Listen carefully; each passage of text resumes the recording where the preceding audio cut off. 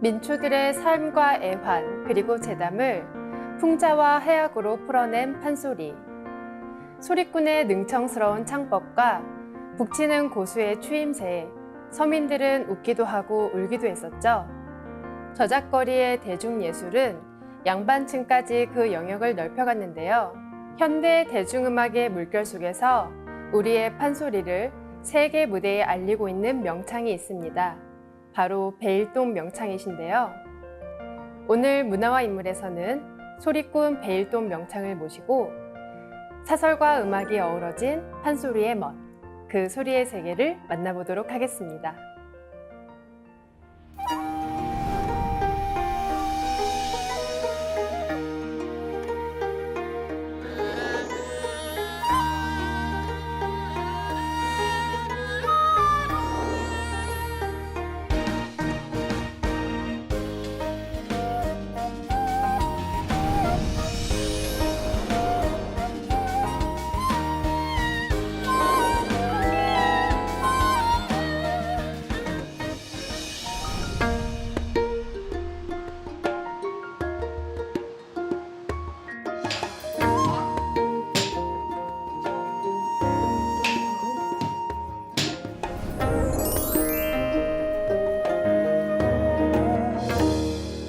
안녕하세요. 반갑습니다.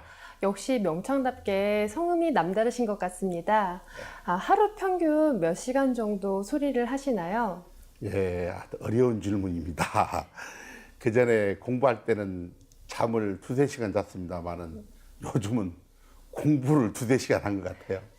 예, 그래서 열심히 하고 있습니다.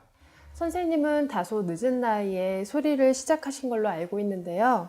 소리를 시작하시게 된 계기가 무엇인가요? 예, 저는 시골에서 자라났습니다. 부모님이 농사를 지었고 어떤 소리가 가지고 있는 정서가 어렸을 때 그 시골 생활의 정서하고 좀 비슷했던 것 같아요. 어떤 애잔함, 서글픔 이런 것들이 소리의 음색이 있잖아요. 그래서 어렸을 때 어머니들 고생한 거라든가 할머니들 고생한 거 이런 것들이 굉장하게 예술의 그 어떤 촉발제가 된 것 같아요. 그래서 아마 16살 때인가 이때 정식으로 배웠습니다만은 그 초등학교 때부터 그런 음들이 들려왔어요. 예를 들어서 초등학교 때 우리 가을 운동이라든가 이렇게 막 운동회를 하잖아요. 그러면 학교에서 어린이들 위해서 동요를 트는 게 아니라 부모님들도 오시니까 육자백이라든가 판소리 같은 것도 틀어져서 그러면 그게 귀에 빨려요. 그래서 달리기를 하면은 좀 빠른 장단이 나오면은 좀 빨리 달릴 것인데 막 느린 장단이 나오면은 또 그 귀가 팔려서 걸음걸이도 느려지고 그런 기억이 납니다. 네. 선생님께서는 판소리 관련해서 독공이라는 책을 내셨는데요. 선생님께서 이런 책을 내시는 걸 보면 판소리의 역사와 원리에 대해서도 조예가 깊으신 것 같습니다. 우리 판소리의 역사에 대해 간단히 설명 부탁드리겠습니다. 예, 제가 알기로는 판소리가 지금부터 한 300년 전, 그러니까 한참 조선이 새로운 개화기를 맞이할 때입니다.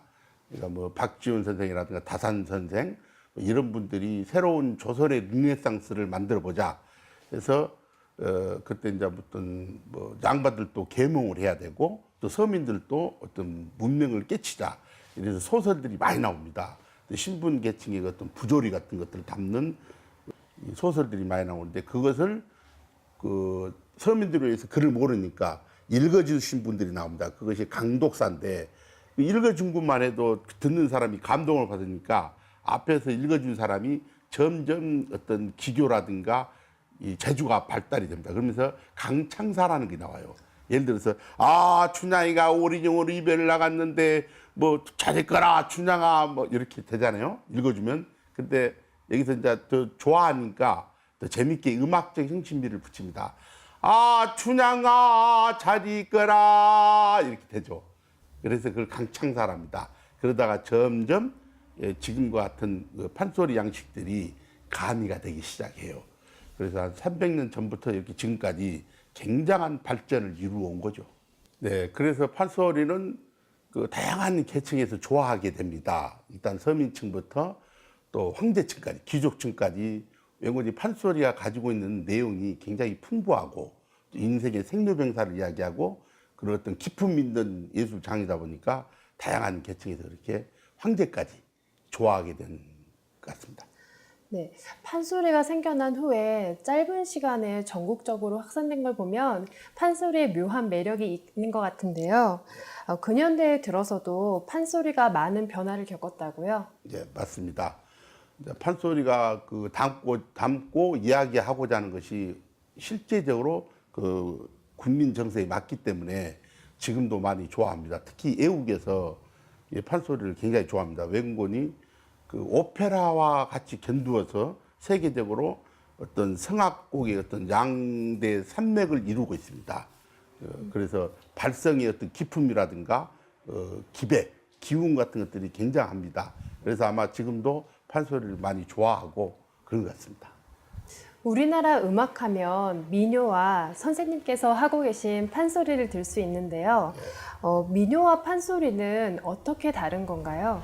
민요는 약간 서정성을 띠고 있습니다. 어떤 시를 하나 갖다가 음악화를 했다든가 이렇게 짧은 어떤 서정적인 그 내용을 담는 것이 민요고 판소리는 뭐 길게는 8시간, 짧게는 뭐 3시간, 4시간 그렇잖아요. 긴 서사적인 장대한 소설을 음악화시킨 겁니다. 그러니까 그 이야기 노래죠. 이야기가 먼저입니다. 그래서 판소리는 그 여백의 의미가 있습니다. 예를 들어서 민요는 다 채워요. 서양처럼. 아리아리랑 스리스리랑 아라리가 난 이런데 이걸 판소리로 하면은 아리랑 아라리가 났네 이래요. 났네 이렇게 안 합니다. 해학과 풍자로 민초들의 삶을 표현한 판소리가 우리 정서와 많이 부합되는 것 같은데요. 그런데 선생님, 책 제목을 판소리라고 하지 않으시고 독공이라고 지으셨잖아요. 네. 독공이라고 지으신 특별한 이유가 있을까요? 예, 좋은 질문입니다. 지금은 거기가 교육이 학교라든가 단체로 이렇게 나오잖아요. 그런데 옛날에는 스승한테 어떤 그 뭘 배우면은 3년 내로 쫓아냅니다. 그래서 혼자 이제 뭔가를 얻어라. 그래서 옛날 사람들이 그것을 그 이제 독선 기신이라 했습니다. 뭔가 얻기 위해서는 혼자 그 잘 닦아 나간다. 독선 기신이라 했습니다만은 그러기 위해서 우리가 산으로 혼자 공부 가는 것을 독공이라는 전통적인 용어를 씁니다. 그래서 저는 그 독공을 처음에 그 조계산 서남사로 갔습니다. 천막을 운막을 그 서남사에서 한 40분 정도 올라간 그 어귀에다가 계곡에다가 치고 공부를 했죠. 거기서 2년 반을 잘 공부를 하고 처음에 들어갈 때가 11월 말이었어요. 정말 굉장히 춥죠. 산이라. 근데 겁이 덜컥 나더라고요. 낮에는 괜찮은데 밤이 되니까 뭐 이렇게 막 무엇이 바람에 윗사이가 흔들리는데 꼭 귀신이 왔다 갔다 한 것 같고 그래서 정말 한 열흘 동안은 잠을 못 잤어요. 그래서 꼭 방법이 처음에는 그렇게 겁을 먹다가 겁을 안 먹게 된 계기가 짐승들이 하나도 안 보이더라고요. 그래서 속으로 혼자 생각하기를 이 산 중에서 내보다 목구멍이 큰 놈이 없구나. 질리니까 뭐 멧돼지도 도망갈 것이고 그래서 거기서는 정말 피나게 공부했습니다. 뭐 하루에 2~3시간 잠자고 공부하고 겨울도 이렇게 손이 이렇게 지금도 그 흉터가 있습니다만은 쫙쫙 갈라져서 피가 나와요. 아침에 북채를 잡으면은 못 잡을 정도로. 또 오후 한 전시밥등 먹고 나면 풀려서 또 잡아요. 또 이렇게 해서 혹독하게 공부를 하고 좀 더 그 공부 장소의 기운을 좀 확장시키자. 그래서 지리산을 도전을 했습니다. 그래서 지리산에 또 그 달궁이라는 아름다운 그 계곡에 가서 한 5년을 또 썼습니다. 이제 그런 주로 산에서 이제 공부할 때는 그 판소리 공부만 한 것이 아니라 판소리가 어떻게 이루어졌고 우리 말법을 통해서 어떻게 음악이 형성이 됐는가 이런 것들을 공부하기 위해서 뭐 막 심지어는 주역 또 몸을 발성 구조로 하기 위해서 황제내경 또 막 그다음에 뭐 천부경 뭐 겁도 안 납니다. 정말 그런 책들을 무수히 보고 또 실제 체험하고 그런 과정을 겪으면서 산 공부를 무사히 마쳤습니다. 네. 득음하기 위한 독공의 과정이 쉽지 않았던 것 같은데요. 선생님, 그렇게 힘든 과정을 7년씩이나 지속하실 수 있었던 힘, 그 원동력이 무엇이었나요? 예. 아시다시피 우리가 판소리를 하면서도 판소리가 가지고 있는 어떤 예술적 미학, 실제적인 원리, 이치 이런 것들은 자세하게 사실 우리가 전수를 못 받았습니다. 또 책도 없고 그래서 예컨대 발성법 이런 걸 알기 위해서 굉장하게 이제 공부가 좀 심층적으로 이제 분석해서 들어갑니다. 그러다 보니까 내가 하는 우리 음악이라든가 우리 예술이 굉장히 모호성이 이제 생겨요. 아, 이게 뭐지? 12인력 궁상각치고 이런 전통 음악 철학들이 중국에서 왔다. 근데 중국 음악을 보면은 우리처럼 박자가 뭐 24절기 따온 24절기라 이 사박자라든가 12달 12박, 그다음에 또 추나추동 사계절 또 자진머리 사박 이런 어떤 24절기 그러니까 세시에 따라서 그 장단이 짜진 것이 전 세계도 없고 특히 중국은 전혀 없습니다. 그래서 아 이게 뭐지 이런 어떤 것들을 자세하게 공부하기 위해서 더 시간이 지체가 되고 그랬죠. 그래서 아주 좋은 7년을 보냈습니다. 네, 철학적 사유가 깊어지는 것만큼 예술의 세계도 깊어지는 것 같은데요.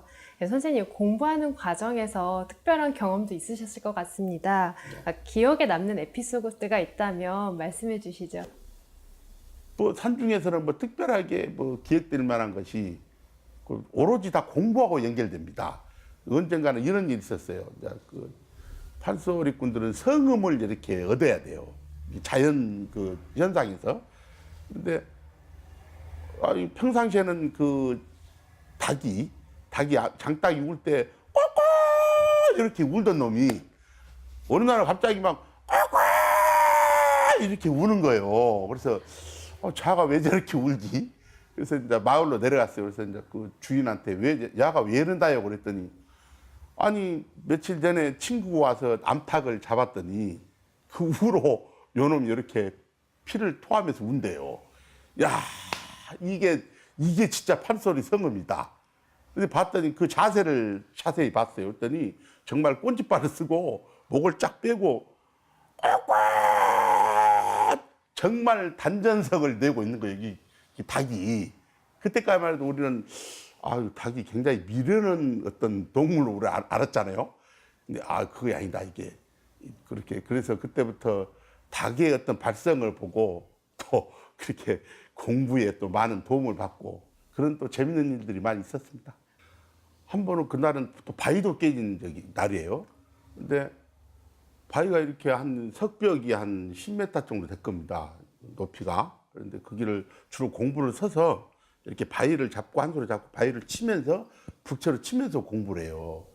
근데 오랫동안 쳐도 별 탈이 없었던 바위가 정말 바위잖아요. 철벽 같은. 근데 갑자기 한번 악을 쓰면서 탁 쳤는데 툭 떨어진 거예요. 이 정도 면적 될까요? 그래서 정말 바위를 뚫은 그런 일이 있습니다. 그 뒤로 소리도 훅 튀었어요. 예, 그런 일이 있었습니다. 그리고 이렇게 깊은 산 속에 있으면은 좀 재밌는 꿈도 많이 꿉니다. 그래서 어떤 전기, 신명 이런 것들이 남다르잖아요. 공기도 맑고 또 혼자 공부하기 때문에. 그래서 어떤 때 이런 꿈도 꾼 그 기억이 납니다. 이렇게 만화 속에 나온 막 산신령 같은 분들 막 그랬잖아요. 죽장 짚고 매가 이렇게 있고. 근데 하루는 딱 그 속세에서 그 깊은 별천지 같은 데를 들어가는데 왜 인자 왔느냐. 뭐 정말 내가 막 뭐 같아요. 그래서 이제 왜 이제 이렇게 돌을 닦으러 들어왔냐. 막 그런 것 같아요. 그래서 거기서 공부 장소가 여기가 좋다. 여기서 앉아서 해라. 이런 것도 예시도 해주고 정말 그래요. 그래서 제가 무슨 뻥 잡자는 소리도 아니고 분명히 그렇습니다. 그리고 어떤 때는 또 꿈속에서 우리 스승의 스승을 죽였어요. 그래서 스승이 막 너 왜 우리 스승님을 죽였냐. 그때 가만히 생각해 보니까 제가 그때 스승한테 배운 그 법도를 바꾸기 시작할 때요. 그러니까 이렇게 꿈속에 나타나셔서 그런 어떤 예견을 해주시고 그런 재밌는 일들이 많습니다. 네, 선생님의 소리 공부에 대한 지극한 정성이 다시 한번 느껴지는데요. 그런데 요즘은 전통음악보다는 대중음악에 더 많이 익숙해져 있습니다. 현대음악과 판소리의 차이점 설명 부탁드리겠습니다. 네, 판소리는 이미 300년 전에 생겨났다 했습니다만은 정식으로 판소리가 생겨난 건 300년이지 판소리의 밑바탕의 그 어떤 정서는 이미 굉장히 단군 시대 때부터 내려온 음악 이런 것들이 가미가 된 거죠. 자양분이 돼서 판소리가 생겨났을 거 아니에요. 근데 지금의 대중가요는 완전히 다릅니다. 예컨대 그 새로운 어떤 예국의 일본이라든가 중국 뭐 또 미국 같은 서구사에서 들어온 어떤 완전 장르가 다른 음악 형식이에요. 그렇기 때문에 지금은 어쩔 수 없이 지금 양식에 그걸 가야죠. 어떻게 보면 시대에 맞게끔. 그러나 이제 판소리에 연대해서 판소리의 역할은 굉장하게 어떤 민족의 뿌리 또 우리의 구군을 잡고 있는 예술 뭐 이런 어떤 의미에서 굉장히 품격을 잘 지켜나가고 또 지금 그 새롭게 그 장르를 펼쳐지는 그런 대중음악에도 굉장한 뒤에서 뒷심으로 밀어주면 좋을 것 같아요. 판소리의 이런 특성 때문에 대중화가 어려운 게 아닌가 합니다. 어떻게 해야 판소리의 대중화를 이룰 수 있을까요? 저는 판소리의 대중화를 사실 있을 수 없고 될 수도 없다고 봐요. 그러니까 이 계속 풍류란 게 그래요. 그때 당시 풍과 그 흐름이 계속 시대에 맞게끔 가는 겁니다. 그래서 다만 판소리가 할 수 있는 것은 아까 말씀드린 대로 우리의 뿌리 어떤 그 셈이 깊고 정말 그 뿌리 깊은 어떤 그런 어떤 예술 예도 정신을 지닌 것이 더 중요하다고 봅니다. 긴 사설과 음악적 요소가 어우러진 판소리가 서양의 오페라에 비유되기도 하는데요. 서양 음악과 동양 음악, 특히 우리 판소리와의 차이점에 대해서 말씀 부탁드립니다. 굉장히 서양은 추상적 발성을 합니다. 신봉사가 자기 마누라가 죽어요. 그러면 상해를 자꾸 뒤에 따라가면서 불러요. 아이고 마누라. 우리 판소리 같으면 아이고 마누라 마누라 날 버리고 어디가 그냥 노래가 아니라 진짜 하는 것 같아요.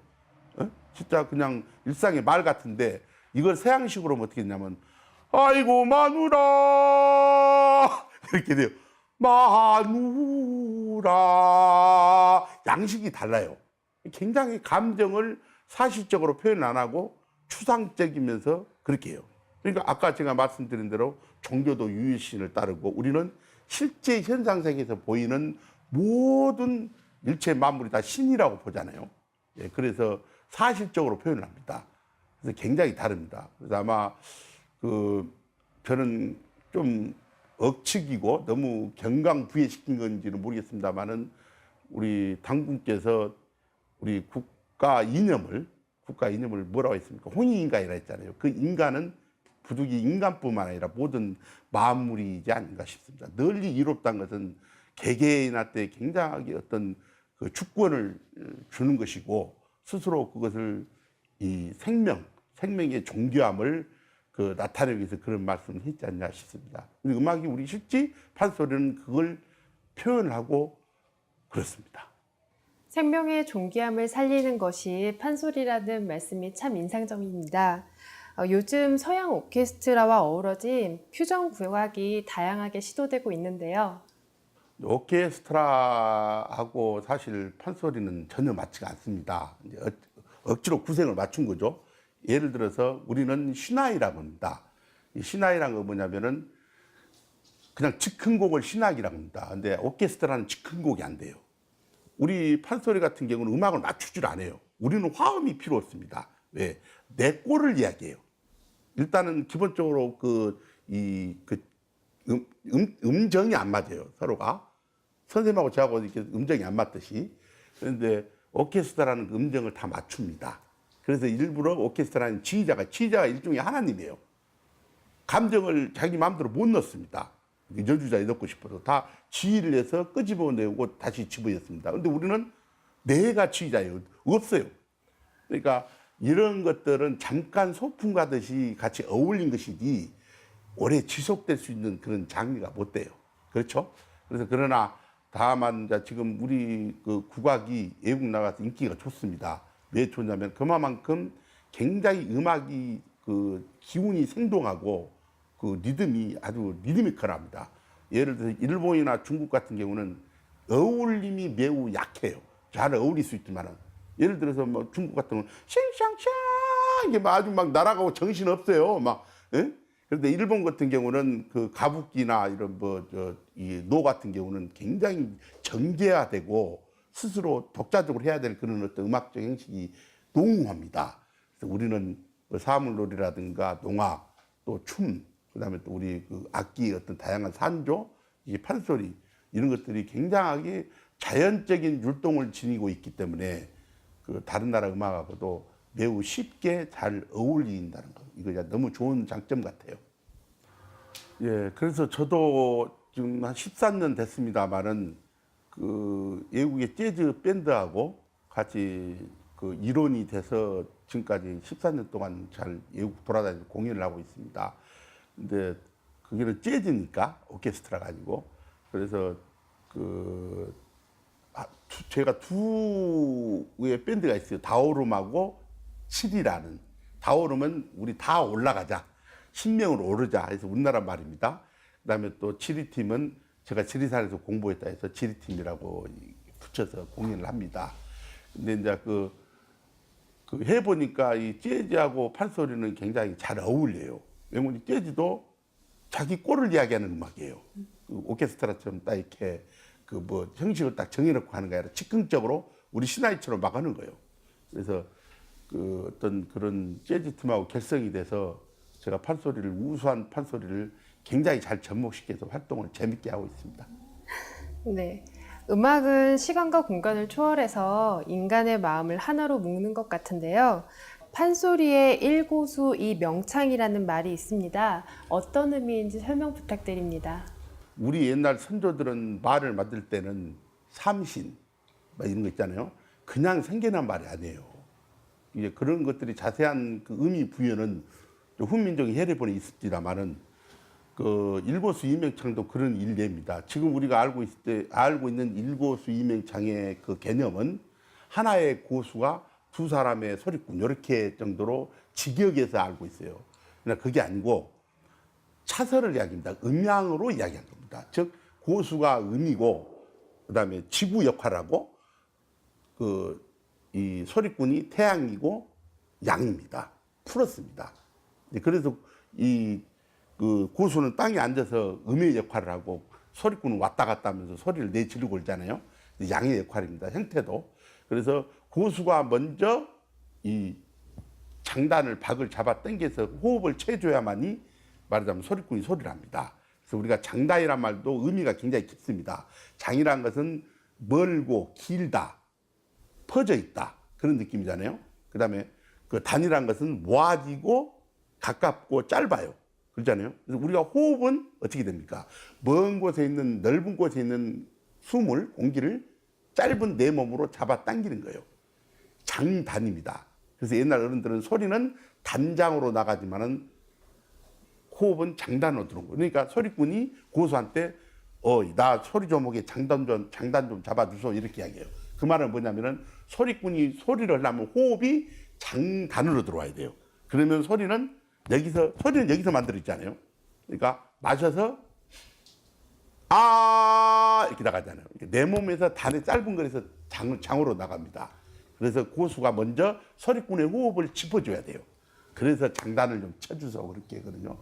그래서 이런 것들의 일고수 이명창도 굉장한 철학적 이념이 있습니다. 우리가 중국의 문화에 넘어왔다고 한다면 중국은 이런 철학 없습니다. 네, 전혀 없습니다. 굉장히 우리는 선조들이 자랑스럽습니다. 네, 우리 전통 음악에는 철학이 있다는 말씀이신데요. 판소리에 이런 음향의 원리가 적용된 또 다른 예가 있을까요? 무궁무진하죠. 예, 무궁무진하고 제가 산에서 오랫동안 잡혀 있는 그 이유 중에 하나가 바로 천부경입니다. 이 천부경인데 이 천부경은 우리 일반인들이 뭐 유서다, 뭐 전혀 말이 맞지 않는 말이다 이렇게 이야기합니다만은 아마 이 천부경을 남겨놓으신 우리 선조들이 지하에서 참 원통하고 분해할 것입니다. 그래서 천부경의 그 수리잖아요. 천부경은 그 수의 이치가 판소리 박자 장단에 그대로 녹아납니다. 예를 들어서 판소리의 가장 기본 장단이 중머리입니다. 중머리가 12장단인데 12장단은 12달에서 따옵니다. 그래서 1, 2, 3이 처음 생박이라고 합니다. 막 생겨나는 박 1, 2, 3. 그 다음에 4, 5, 6이 뻗어난다고 해서 장박이라고 합니다. 그 다음에 이 7, 8, 9박은 그 생하고 뻗었던 장박을 걷어들여서 이룬다 해서 성박이라 그래요. 이것을 천부경에서 이야기를 합니다. 무엇이? 태일이 뻗어서 3으로 가서 6으로 확장돼서 9에서 완성돼서 10에서 무국으로 쭉 뻗어나간다. 그래서 우리는 11나 12박을 푼다고 합니다. 예를 들어서 이 12박 한 장단을 갖다 우리는 한 배라 그러는데요. 한 배가 태일입니다. 그러니까 굉장한 그 한 배에는 철학적 개념이 들어간 겁니다. 근데 우리는 지금은 한 배라는 전통적 그런 개념을 잊어버리고 서양적 곱절배를 써요. 그럼 아주 뜻이 완전히 어그러져 버려요. 그러니까 우리 것을 잊어버린 거죠. 그래서 이 1, 2, 3박에 예를 들어서 아리랑을 비교를 해보겠습니다. 아리랑 이것이 말하자면 그 처음 이제 생한 겁니다. 이것이 9박까지 가야 돼요. 아리랑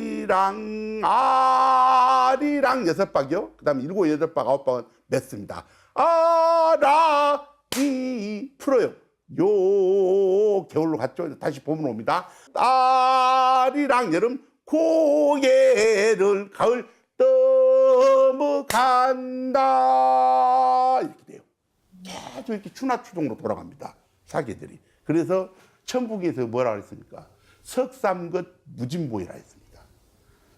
장단이 3박으로 짝짝짝짝 쪼개가지만은 끝도 없이 돌아요. 사시사철이 돌아서 계속 세시가 이어가듯이. 그러니까 그 천북에서 이야기한 것은 어떤 우리 인간 세계, 우주 세계의 물리적 운동, 생장성 과정을 이야기해 놓은 것을 수리로 풀어놓은 것이지 어떻게 이거 유서가 될 수가 있습니까? 굉장히 그런 깊은 철학이 우리 음악에는 그대로 녹아나 있습니다. 네. 우리 전통 문화 하나하나가 참으로 심오하다는 생각이 듭니다. 판소리에서 득음하는 것을 득도한다고 하는데요. 득음은 구체적으로 어떠한 경계를 말하는 건가요? 득음이라는 말 자체가 바로 그러한 것들을 지향하는데요. 예를 들어서 그 신봉사의 그 노래를 부를 때 신봉사가 가진 인생을 이야기하려면은 신봉사 자체에 들어가야 돼요. 그렇죠? 신봉사의 애환을 알아야 되고, 그러니까 지극히 자애스럽고 사랑스럽고 자비스러운 그런 마음을 창자가 지녀야 돼요.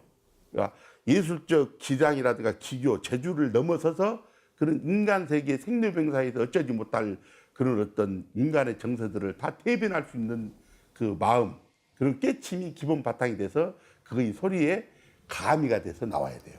그러니까 이게 득음이란 것은 어렵죠. 잊지도 않고 꾸준히 수양을 해 나가야 될 과정인 같이 그런 어떤 명제를 지니고 있습니다만은 굉장하게 대신 득도, 득음 굉장히 재밌잖아요. 뭔가 좀 고품격의 가치를 지니고 있는 것 같고, 그래서 뭐 대중가요 부르는 사람한테 득음했다 이런 말 않잖아요. 그래서 그 득음이라는 것은 인간의 어떤 추구하고자 하는 이상세계, 구현하고자 하는 최고의 정점, 뭐 그런 것들을 설정해 놓고 소리꾼들이 그 지향에서 쫓아가는 것이 아닌가 싶습니다. 네, 선생님과 판소리에 대한 말씀을 나누다 보니 벌써 마칠 시간이 되었습니다. 마지막으로 판소리에 대해 하고 싶으신 말씀이나 바람이 있다면 말씀해 주시면 감사하겠습니다. 우리가 아무리 시대가 변해도 우리는 근본을 지녀야 된다고 생각합니다. 그 근본은 우리의 역사고 문화고 우리의 문명이잖아요. 우리는 그 문화와 역사와 문명의 코드를 엄격히 말하면 잊어버리고 삽니다. 삼국시대, 삼한시대 이래로 잊어버렸던 우리의 역사와 문화와 문명의 코드를 찾아가는 노력을 사실 많이 해야 됩니다. 판소리도 그 하나의 이론이지 판소리가 뭐 대단하다는 건 아닙니다. 그런 문화와 문명 속에서 우리 선조들이 창출해낸 어떤 예술 장르이기 때문에 그래서 저는 외국을 다니면서 이런 걸 많이 느낍니다. 중국과 일본, 외국 나가면 우리 한국이 대단하긴 합니다만 외국 나가면 우리의 문화적 어떤 대접이 그렇게 크질 않습니다. 왜냐면 우리는 아까 얘기한 대로 우리 것을 다 잊어버렸어요. 책도 없지, 뭣도 없어요. 그러니까 우리는 다시 그런 어떤 걸 찾는 노력을 많이 해야 됩니다. 네, 말씀 잘 들었습니다. 끝으로 선생님 소리 한 대목 청해도 될까요? 네, 좋습니다. 이리 오너라 업고 놀자. 이리 오너라 업고 놀자. 사랑 사랑 사랑 내 사랑이야. 사랑 사랑 사랑 내 사랑이지. 내 사랑으로다. 아마도 내 사랑아. 아니 그것도 나는 있어. 그러면 네 무엇 먹으랴 그냥 감동지지로 하니 왜 아니다 잡배 먹으랴 그냥 지금 돌돌 개살고 작은 뒤도령 서러운데 먹으랴 그냥 아짱아짱 걸어라 걷는 태를 보자 빵구두 소라기 속을 보자 아마도 내 사랑아.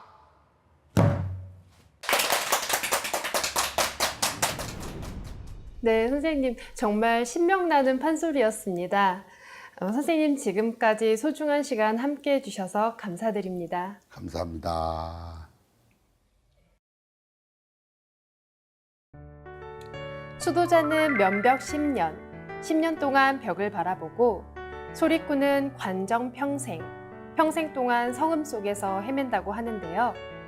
득음의 과정이 결코 녹록지 않음을 알 수 있습니다.